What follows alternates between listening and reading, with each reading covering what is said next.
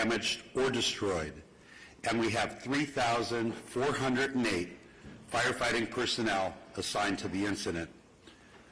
26% of our damage inspections for dwellings have been completed. Impacted residents may visit recovery.lacounty.gov to view preliminary maps showing damage assessments. Please note that the preliminary maps have been posted and are being updated daily. If there is not a color icon on your address, it means the building has not yet been inspected. Severe fire weather conditions will continue through Wednesday. Please be assured that all fire departments and all law enforcement agencies in the area will be prepared. The anticipated winds, combined with low humidities and low fuel moistures, will keep the fire threat in all of Los Angeles County critical. I ask all Los Angeles County residents in wildfire-prone areas to understand that the necessary public safety power shutoffs are important for our collective safety in preventing the next wildfire natural disaster. I did want to dispel one rumor. The LA County Fire Department has never turned down any offers for mutual aid assistance and resources. Repopulation will not occur until all areas are safe. Additionally, our CL-415 Super Scooper that was damaged because of a drone incursion is reportedly going to be flying tomorrow morning.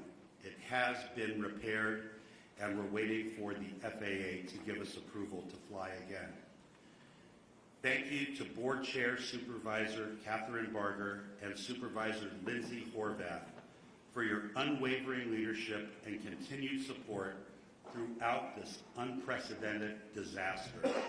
And finally, to all the Los Angeles County residents affected by this catastrophe, please be assured your firefighters continue to work towards full containment of these wildfires from the air and on the ground. We stand alongside each of you as you begin the repopulation of evacuated areas when safe and the rebuilding of your homes, your communities, and your lives. Thank you.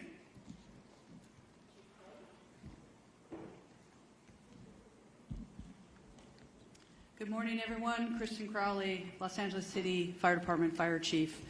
I'll just start off with just a moment to share with everybody out there that's been impacted by these wildland fires that the entire LAFD family, sworn civilian, our city family, Mayor Bass, city leadership, everybody, our thoughts and hearts and prayers go out to you as we continue to push forward and mitigate this emergency. We understand the impacts, and we're working and will continue to work very, very, very hard for everyone. Another point I want to make is that also we are so very grateful for the firefighters and the first responders that have already arrived and continue to arrive in the Southern California region. We absolutely know that we cannot do this on our own, and we are tremendously appreciative of all of your continued support. As the increasing wind event is upon us as we speak, the Los Angeles City Fire Department has maximized our resource capabilities and response capabilities. All available LAFD resources have been staffed. I have strategically pre-positioned engine strike teams and task forces which are dedicated to rapid response for any new fire that breaks out in the city. In addition, I've directed the Fire Prevention Bureau to augment wildfire patrols in high hazard areas. The Palisades fire, your LAFD remains committed to this fire, and we have a significant number of engines that have been dedicated to this fire. The crews that are involved, we have crews from up and down the state, outside of the state, have made excellent, excellent work overnight, mopping up flare-ups and hotspots. Their primary focus last night was on the Mandeville Canyon area, and this fire is now at 23,713 acres with 14% containment, with 5,123 personnel assigned to the Palisades incident. Firefighters will continue to work diligently throughout the day to increase containment and prevent further fire spread. Again, I want to focus my comments on the amount of resources that are here in the Palisades, from the first responders all the way up to our incident command teams. Again, we're going to keep working really, really hard for you. Just a brief comment on the Hearst fire. It's been held to 799 acres with 95% containment. Again, thank you to the community members that are out there for remaining vigilant. We are not in the clear. I want to make sure of that. We are not in the clear as of yet, and we must not let our guard down. As we have right now extreme fire behavior, and we need to make sure that the community is staying updated with the most information, updated information as well. Follow all evacuation warnings and orders without delay. And please, please stay safe. I would now like to introduce our next speaker, and that is Sheriff Luna. Thank you. Robert Luna, Sheriff of Los Angeles County. Regarding our deployment, we still have well over 1,000 of our Los Angeles County deputies out there working on 12-hour shifts.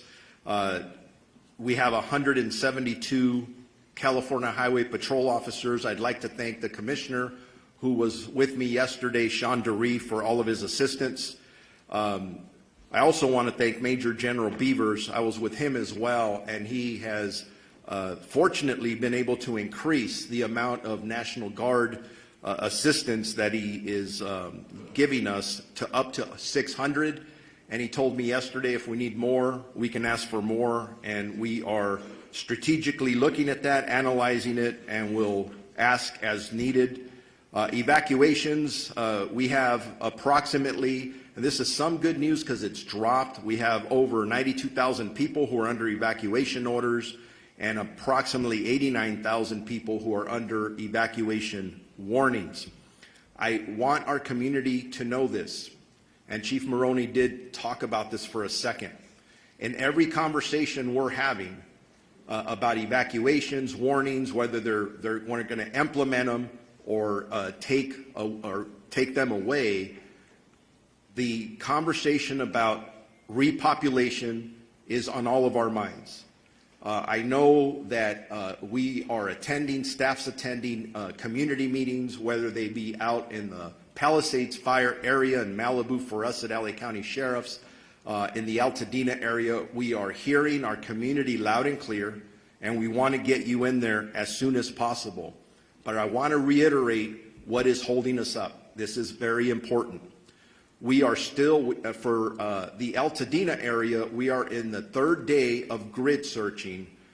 It is a very grim task, and we, unfortunately, every day we're doing this, we're running across the remains of individual community members. That is not easy work, very sad to report, and I believe that work is not only going to continue, but I believe will continue to find remains. So please be patient with us. People are saying, I just want to go look at my house and I want to see what's left. We know that, but we have people literally looking for the remains of your neighbors. Please be patient with us. There's a lot of hazards in the area still. The area has not been rendered safe. Please be patient with us. And then we have the potential of crime scenes. And I'm not saying that's what it is. I'm just saying we have to think ahead because we can't go back from that. So please be patient with us. The curfew is still in effect, 6 p.m. To 6 a.m. for specifically the mandatory evacuation areas in both the Palisades impacted area and the Eaton fire impacted areas. Those are subject to change depending on need, one way or another. We understand, again, that people want to go back, but it is dangerous to do so, and we will not put anybody's safety at risk. I want to talk about arrest for the LA County Sheriff's area. Overnight, we had several other arrests. It brings it up to a total of 34 in our geographic area. We have 30 in the Eaton fire area, and we have 4 in the Palisades area. Last night specifically, again, for LA County Sheriff's jurisdiction, we arrested 4. 2 were for curfew violations. 2 were arrested for 1 drone incident. To my knowledge, we have now had 2 specific drone incidents that have resulted in 3 arrests. So as I talk to our community again, if you do not have business in the evacuation areas, do not go there. Please, you're infringing upon the work that our first responders need to attend to. And I do want to say, when I talk about these arrests, I want to clarify not all of them are for burglary or looting or for curfew violations. But it is very important when I say stay out, we are arresting people who are not supposed to be there, who do not live there, who are in possession of narcotics. We've arrested several with guns. And yeah, I'm going to tell you something. If our deputies being very proactive in these areas, stopping people in a constitutional manner as always, making sure that they're supposed to be there, and you have narcotics on you and you have a gun on you, in police work we call that a clue, something's wrong there. So that's why we're arresting people. Our search and rescue missions, through the 2 days, we have searched 1,874 properties. In regards to deaths, and again, I want to clarify, this is for the Los Angeles County area of responsibility. We have confirmed 21 deaths, 16 in the Eaton fire area, and 5 in the Palisades area. And sadly, yes, unfortunately, I anticipate the number to go up. Missing persons, we are actively, have 23 active missing persons reported, 17 in the Eaton fire area, 6 in the Malibu area. All of them are adults. Thank God there's no juveniles. But if you believe you have somebody who's missing, make sure you report that to us as soon as possible. For any updated information that anybody may have, questions, very important questions regarding evacuation orders or warnings, or any road closures, please go to lacounty.gov/emergency for assistance. The American Red Cross is doing an amazing job. Please contact them. And again, for some of the negative things I talk about, there are some amazing stories of community members coming forward to donate items. It's very inspiring. For donations, go to Emergency Network Los Angeles. And now it's my pleasure to introduce Assistant Chief Dominic Choi from the Los Angeles Police Department. Okay, good morning. I want to start by just assuring everybody that our primary focus still remains the safety and well-being of our residents. These fires have caused significant disruptions, but we are working tirelessly with our partners to protect lives, property, and secure critical infrastructure. So as of this morning, LAPD has in the city 266 officers deployed to the Palisades fire. We also have support from our National Guard partners who have deployed 200 soldiers assigned to the incident. We're very grateful for their support. We also have dedicated resources investigating our missing persons reported. So at this time, as of this morning, 6 a.m., we have a total of 26 people reported missing in the city of Los Angeles. 17 of those individuals have been located safely. 9 of the 9 remaining, 2 most likely were found in the fires deceased, but they haven't been positively identified by a coroner's office yet, so those are still waiting to be identified. 1 individual, we believe, is located safely in a shelter, but that person, we're waiting for confirmation on that. There are 6 that remain unaccounted for, and we're diligently trying to identify and locate these people. So in total, in the city of Los Angeles, since Tuesday when these fires occurred, we have 3 fatalities. Again, 2 were found in the fires, and 1 was a burn victim that was transported earlier this week to a hospital. That person later passed away. If you want to make a missing persons report, you can do so either in person or over the phone. You can call any one of our 21 geographic stations and make that report, or you can call our missing persons investigation unit directly. I'm going to give you the number. It's 213-996-1800 and select option 3. That telephone is manned 24 hours a day currently.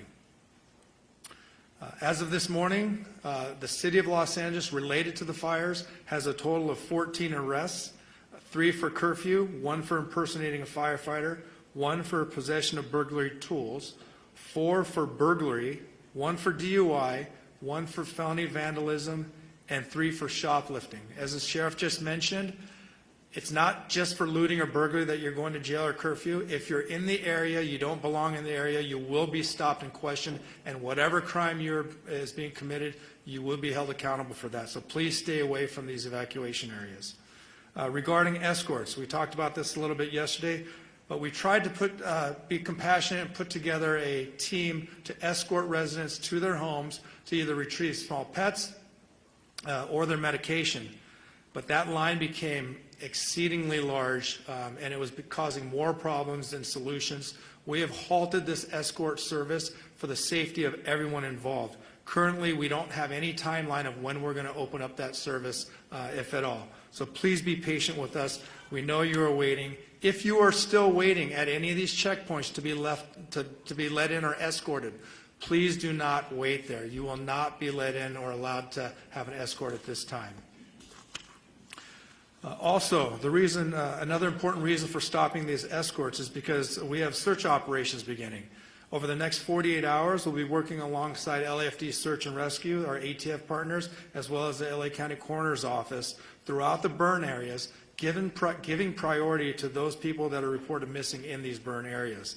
From there, grid search will take place that could result in crime scene preservation and then recovery of remains. We hope that the high volume of resources dedicated to this effort will expedite the process. And as many of you know, the dry conditions and winds increasing, it's possible that evacuation orders may increase. I know overnight we saw some of the evacuation orders turn into warnings, but we can absolutely see some of these areas increase to mandatory evacuations again. So we urge you, please heed these orders. It can save your life. And as we also previously mentioned, identifying the cause of these fires is critically important to all of us. In conjunction with our partners and led by ATF, we have created a Los Angeles Regional Wildlife Investigative Task Force. And while their work is still in the early stages, we're committed to identifying the cause and origin of these fires, and we're also committed to holding anyone who's responsible for these fires accountable. And to further protect the residents of Los Angeles, in the city, our curfew is also still in effect from 6 p.m. to 6 a.m. In short, if you don't belong there, don't be there. In closing, I want to reiterate that our department and all of us standing here this morning are with you. I want to express my deepest gratitude to the firefighters, our fellow law enforcement partners, and volunteers who are putting themselves in harm's way to protect our communities and help people recover. Their bravery and dedication are truly inspirational.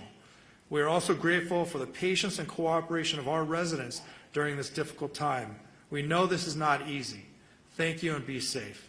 At this time, I'd like to introduce Los Angeles County District Attorney Nathan Hochman.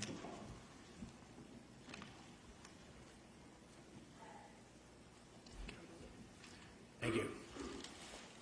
With firefighters literally putting their lives on the line to save lives and to save homes, with law enforcement working around the clock to keep security at a high level, with over 200,000 people evacuated, and I'm one of them, and with people who have lost lives, lost homes, lost businesses, there are still people in our community who, rather than saying thank you, look at this as an opportunity to commit crime and to take illegal profit and advantage over the situation.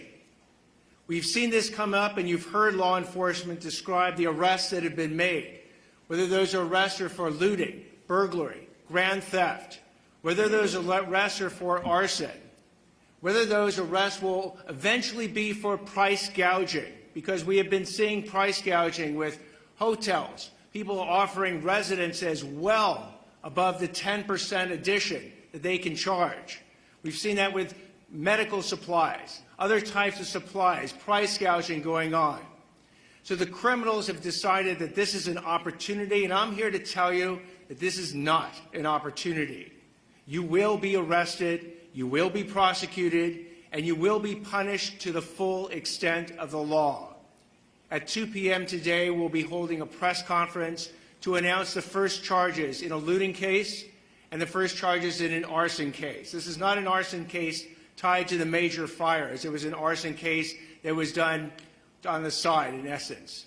You will hear that these people who've committed these crimes are facing very significant sentences. I am working with over 750 deputy district attorneys and in the entire law enforcement community to bring these people who are despicable and disgraceful to justice. And we're not only going to see what's happening right now in connection with bringing stability to our community, whether it's, again, going after the looters, the arsonists, or the price gougers, but we're starting to see the criminals emerge who are going to go after the recovery efforts. These are people who are contacting people and pretending to be GoFundMe operations to help people who have suffered. And GoFundMe, by the way, actually is an excellent organization that has put in place protections that if you use their site, you can use it safely. But these are people who are creating fake GoFundMe sites. I tell people to be very, very cautious when you give your money away to check out the organizations that you're doing it to. I applaud anyone who wants to donate to these causes, whether with money or services, but make sure that they are going to the right operations. Again, you can go to Emergency Network LA, that's enla.gov, or you can go to recovery.lacounty.gov to see the types of operations that you can have confidence in. And we're also going to see scams coming up with insurance proceeds. We're going to see scams coming up with government benefits, because we are going to literally have billions of dollars come into Los Angeles County over the next months and years. And for the criminals who view this as an opportunity, let me again give you this warning, an absolutely unmistakably clear warning, that if you go ahead and you want to rip off people and the system and governments that are trying to help the people who have suffered from these tragedies, you will be arrested, you will be prosecuted, and we will seek maximum punishment against you. I hope that we'll have the opportunity to tell you at a later point that this warning has been heeded, that deterrence works. Because if we are going to actually have the stability and the rebuild, it's going to be based on everyone contributing. But for those who don't want to heed this message, the warning has been cast out there, and the warning will actually have teeth behind it. I'd now like to introduce Los Angeles Board of Supervisors Chair Catherine Barger. Thank you. As I discussed yesterday, FEMA relief is essential to getting our impacted residents back on their feet. Today and yesterday, FEMA staff have been at 7 county libraries, plus the Alhambra Library, providing support to individuals who are seeking FEMA relief. Tomorrow, these services will transition to centralized assistance centers, one at Pasadena City College and the other at UCLA Research Park.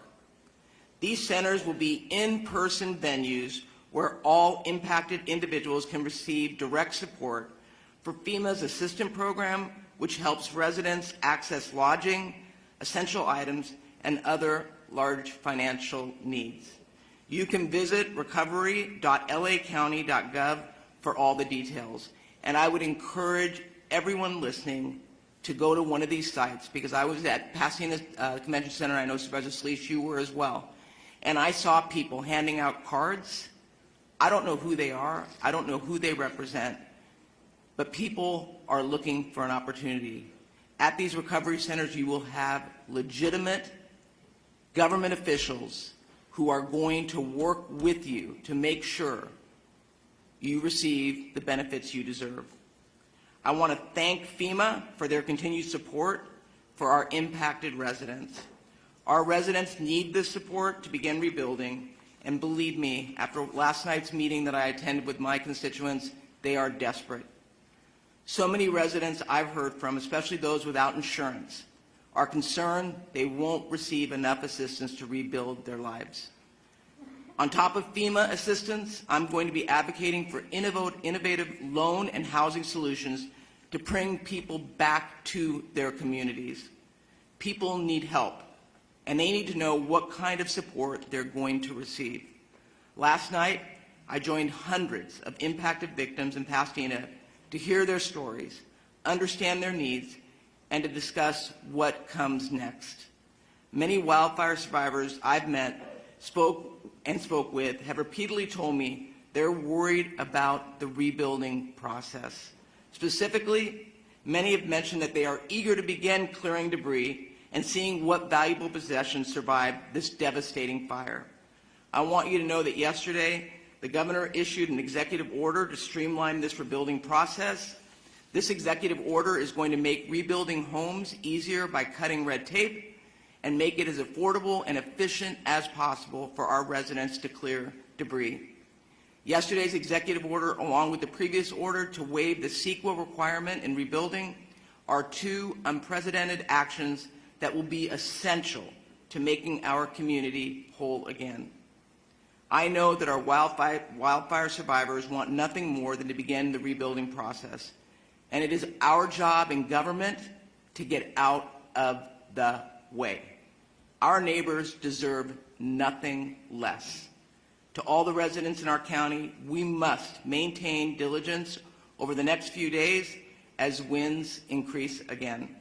Please listen to law enforcement and their evacuation notices. And believe me, I heard last night, many are frustrated. These next few days are crucial in our fighting of the existing fires and also preventing any new fires. Thank you for taking it seriously. I'd now like to introduce LA City Mayor Karen Bass. Thank you, Supervisor. Angelenos, as we continue to experience the shock, the grief, and the anger, we have to stand together, and it is in that spirit that we have seen hundreds, if not thousands, of Angelenos traveling all around the region to deliver supplies, clothes, whatever they think might help the victims of these fires. As we've mentioned, the National Weather Service is predicting close to hurricane force level winds, and so we're making urgent preparations.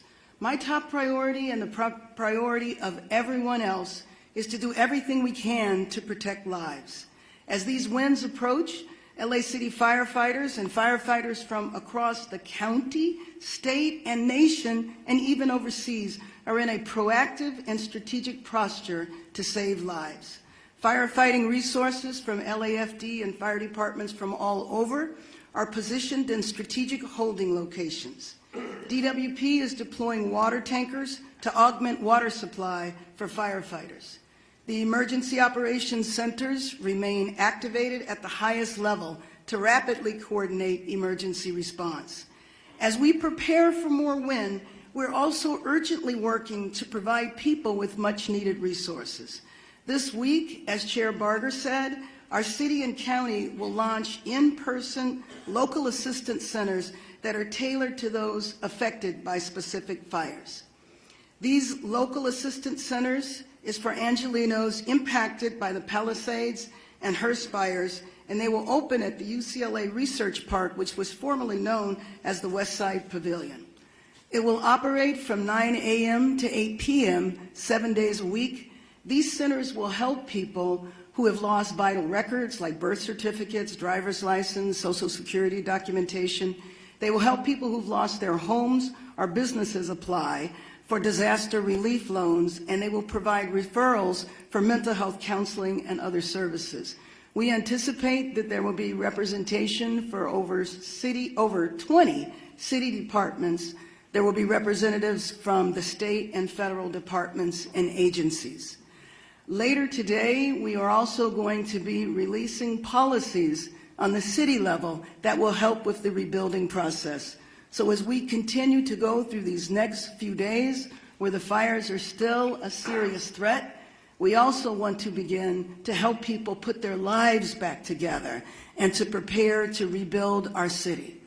I also want to again remind Angelenos that lacity.gov is now a one-stop shop for assistance for those who are impacted and a place to help Angelenos find a way to get involved. As the winds pick up, please stay safe. Please heed the call to evacuate should you receive that. And remember to heed all public safety guidance. Thank you. I'm Lindsay Horvath, Supervisor for the 3rd District of Los Angeles County.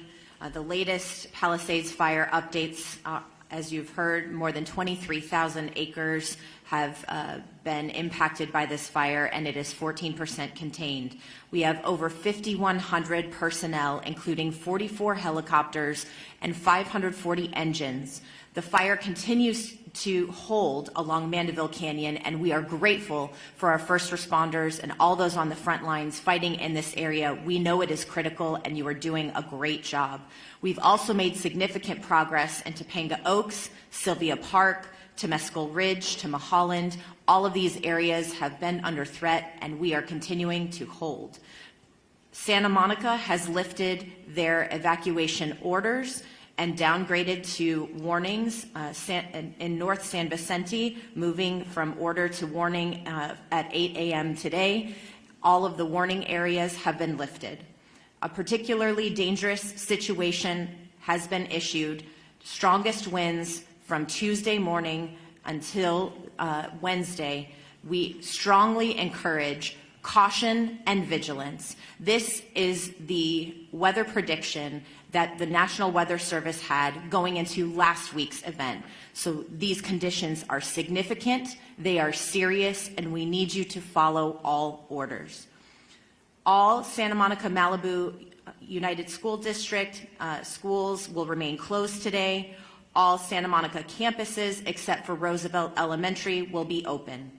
All LAUSD schools will be open today, except Canyon Charter Elementary, Kenter Canyon Charter Elementary, Palisades Charter Elementary, Marquez Charter Elementary, Topanga Charter Elementary, Lanai Road Elementary, and Paul Revere Middle School. Our Department of Mental Health has resources for how to speak with our young people about wildfires at dmh.lacounty.gov. We need to support our children in this time and make sure they're able to talk about this tragedy. Our DMH helpline is 800-854-7771. Metro fares continue to be suspended for as long as conditions remain the same. We thank our chair of the Metro Board, Janice Hahn, and our CEO, Stephanie Wiggins, for their assistance. Palisades Post Office has been relocated to Rancho Park Post Office. Residents can pick up their mail at 11270 Exposition Boulevard on the first floor. Recovery.lacounty.gov has launched. You can find initial damage assessments as well as maps to indicate your property location and status, comprehensive list of county resources by department, federal, state, local, and nonprofit emergency assistance. Once again, that website is recovery.lacounty.gov. Our Department of Economic Opportunities East LA Entrepreneur Center and America's Job Centers of California open today as well to support impacted workers as well as small businesses. As far as public health updates, the air quality smoke advisory continues through next week. Please wear N95 masks outdoors.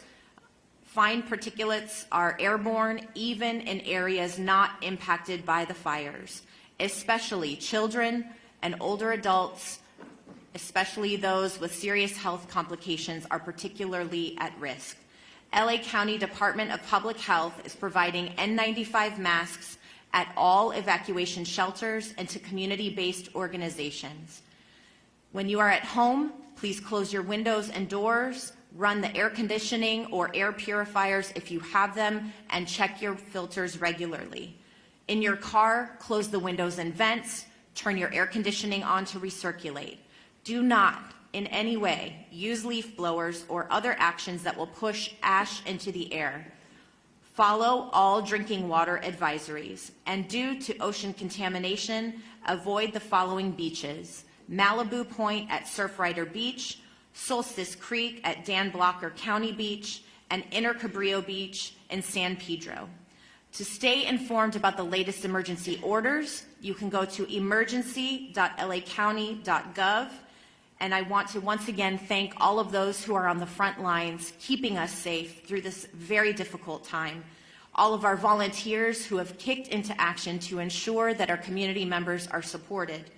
And I also want to thank our governor for an additional executive order in addition to the one that he issued yesterday to expedite debris removal and to reduce the risk of mudslides. As we know, rain is predicted starting next week, and these complicated conditions may only worsen. We thank him for his foresight and his partnership. Helen Chavez, Communications Director for Chair Catherine Barger. Chair Barger recognizes and thanks the following elected representatives for joining us this morning and for their ongoing support during this emergency. We have with us 1st District Supervisor Hilda Solis, California Board of Equalization Antonio Vasquez, Santa Monica Mayor Lana Nagrete, and State Senator Sasha Renee Perez. We are now going to transition to the Q&A portion of our press conference. Please raise your hand and wait to be called upon. When you are called upon, please announce your name and the media outlet that you are with. And we're going to go start right here.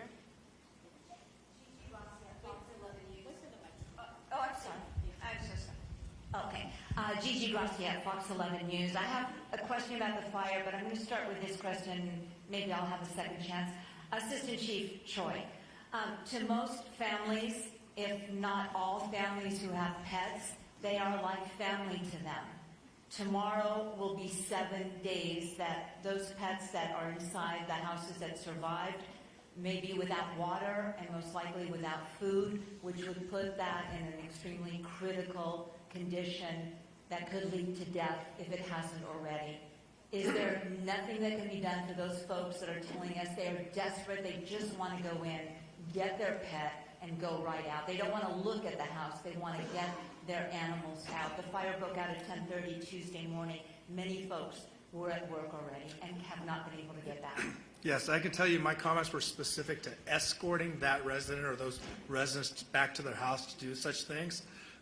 There are other options that we can do. For example, officers that are patrolling the area can get a list of locations at the checkpoint. Officers can patrol these areas and go check themselves. I'm not saying that's exactly going to happen, but there are options where we don't have to leave a pet in there if we're made aware of that. So you can go to the checkpoints and talk to officers, but I urge you not to go there just to wait to go in to see your house, which is largely what a lot of these individuals are doing. They're waiting to be escorted to see their property, which we can't do. We still aren't doing medication in pets. However, we can come up with a way where if somebody knows a pet is in the residence, that we'll do everything we can in our authority to go in there and get that pet.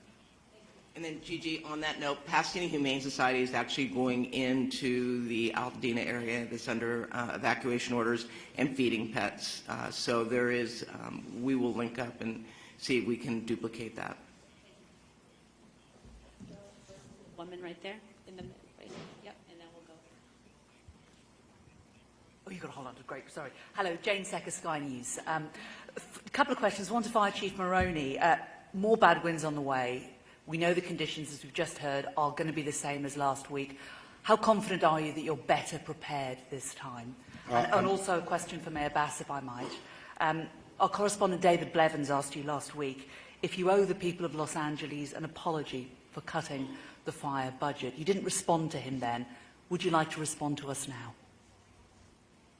So for the fire question, thank you. We're absolutely better prepared for this coming PDS, the severe fire weather event. You've heard the statistics, number of personnel assigned to the incidents. over 5,000 firefighters assigned to the Palisades Fire, over 3,000 firefighters assigned to the Eaton Fire. The state, under the leadership of Governor Newsom, has set up a mobilization center in Banning where we have resources staged that can come into LA County to assist with a new fire start or the expansion of one of our existing fires. We also have numerous aircraft, local government aircraft, helicopters, we have water bombers, we have retardant fixed-wing aircraft from the state and federal government, we have military aircraft. So we've not only augmented the ground resources, but also the air resources. I think that we're very well prepared for the next event, but that's never going to be, we're never sure that we're going to be able to catch the next fire and keep it small. They said 70-mile-an-hour winds. It's going to be very difficult to contain that fire. That's why we ask all residents in a brush-prone area to be prepared to evacuate if you get the evacuation order and start those preparations before the evacuation warning comes. Thank you. There was a two-part question to that, correct? My focus is on us being prepared as a city for tomorrow. As you began, we could face another very difficult situation for thousands of Angelenos. When we are past this period, there will be an evaluation of everything that went on. And at that point in time, we will see there is not agreement as to whether or not the budget was cut. All of those issues will be resolved when we are clear that Angelenos are safe and we are ready to rebuild our city. Thank you. Thank you. We're going to go right here in the middle. Next. Jonathan Digliotti, CBS News, for Mayor Bass, please. Last week, many people were working and could not get back in time to properly evacuate. As we've discussed in this room, there were pet care issues, health care issues, child care issues. Now ahead of this latest event, you have businesses that are proactively closing, essentially treating this event like it was a hurricane or a blizzard. If they are taking those steps, why are you not implementing broader closures right now to keep your constituents safe? We are doing everything we can to keep Angelenos safe. If there is a need for closures, that will be done. But right now, we are in preparation for tomorrow. Thank you. Is this the data to treat this like it is a hurricane or a blizzard? Absolutely it is, which is why you see everybody here standing united, prepared and ready to address what, if hopefully we won't experience, but we are ready, we are prepared, and we will continue to do everything we can to keep Angelenos safe. Thank you. But now this is important because this is the fourth time we've had these dire warnings. Each previous time there has been loss. So this is a critical time to make those decisions. In hurricanes and blizzards, like I've discussed, people stay at home. Businesses are closed. People can then prepare to evacuate so there aren't pets left in their homes. There aren't children with daycare providers. They're scrambling. They scrambled last week. There are pets. So the question is, what are you doing to make sure that that doesn't happen today? Okay, we're moving on over here in the back right there. Hi, Morgan Windsor for ABC News. I have two questions. One for fire officials regarding the status of the investigation on the Eaton fire, and then a second for perhaps the district attorney on price gouging. The first question, I'm wondering if officials are honing in on the transmission towers owned by Edison in the area of the Eaton fire as a possible source of ignition. Yeah, thank you for your question. I'm going to turn that over to the LA County Sheriff. The cause of the fire is still under investigation. The sheriff might have an update for you. If it is arson and not the transmission tower, then that would be a crime. I'd like the sheriff to speak to that. Simple answer to that is yes. We're looking at everything.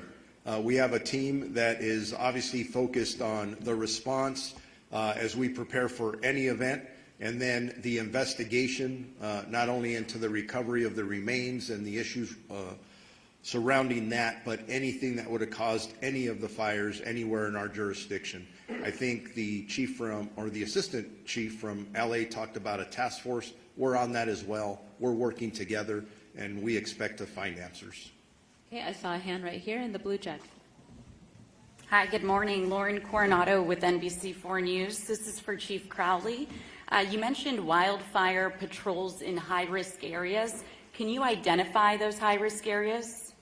Sure. So, and that's that lean forward posture as we're looking to do everything in our power to ensure that we maximize our efforts with the resources that we have, which this whole patrol, we're utilizing fire inspectors. So with that, we're going to be patrolling, taking a proactive approach. Anywhere where there's any wildland risk is where we're going to be patrolling. It's just extra set of eyes, ears. We can also help the community with questions, and that's really important. The community also knows that the city, the fire department is leaning forward. We're utilizing the resources that we have. So to answer your question very specifically, it's anywhere where it's in the wildland area. That's where we're going to be putting our patrols out. Thank you. Thank you very much. I have one more question. Sorry, I should have asked right off the bat. For any fire official, I understand there's better air resources this time around, military equipped. With these high winds, I know a big issue is that they weren't able to be utilized because of the high winds. When we're talking military equipped, does that change things? Can you do those aerial attacks with these kind of aircraft? It's not going to change it. So we still have wind cutoff speeds for fixed-wing retardant tankers, water bombers, and helicopters. The helicopters that we have at LA County Fire are military helicopters. They're patterned after the Black Hawk.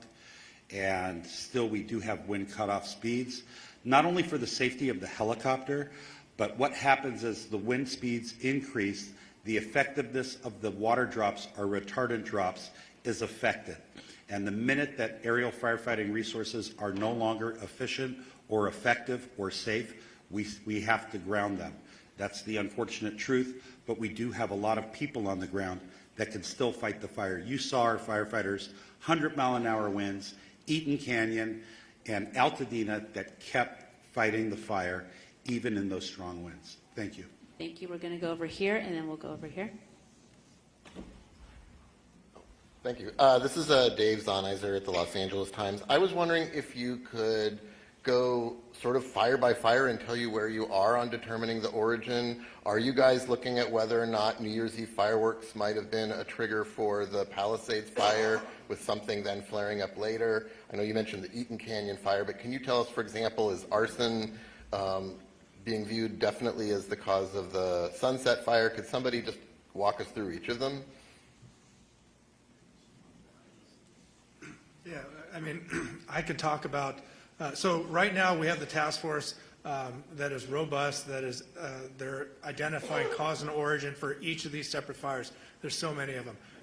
None have been ruled out of arson. They're ongoing investigations, but also the Palisades fire specifically, since that's the one that's still rampant in the city of Los Angeles, there's been no definitive determination that it is arson at this point, but we're looking at every angle.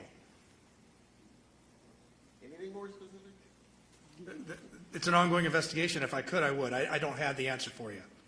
Understood. Thank you. And we're going to go right here. Hi, this is Kate Cagle from Spectrum News 1. I have two questions. One for Fire Chief Maroney. Is there a definite threshold for wind speed when those aerial drops have to stop? Like, is 70 miles an hour that threshold?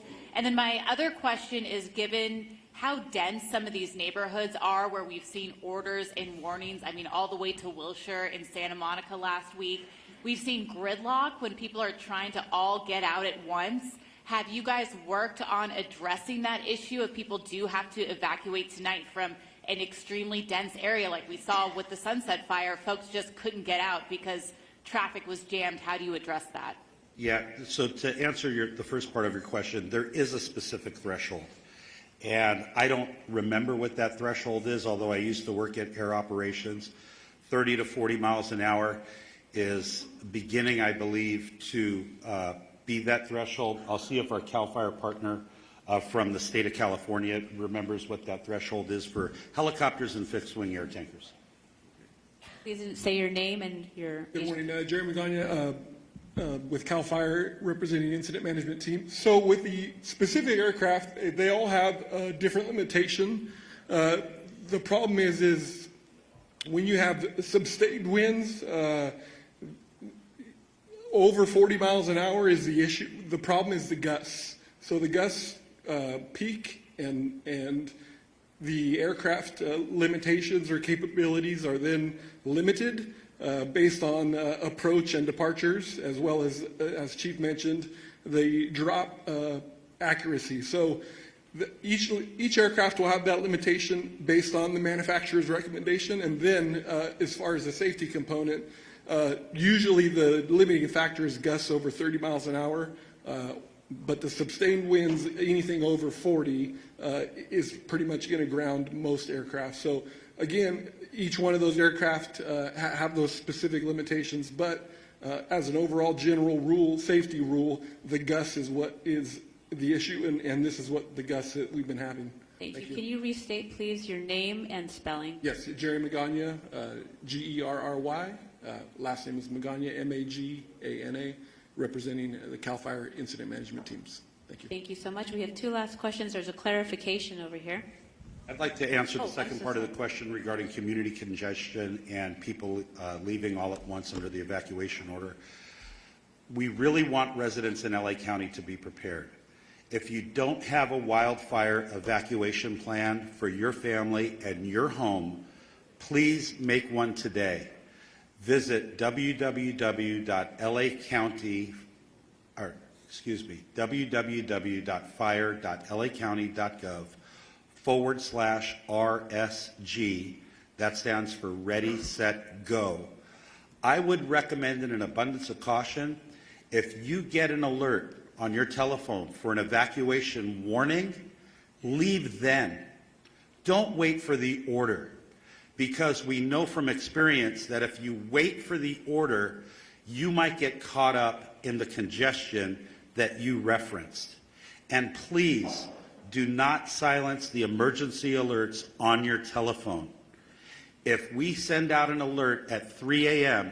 on Tuesday night or Wednesday morning, when you're sleeping, we want you to wake up and evacuate.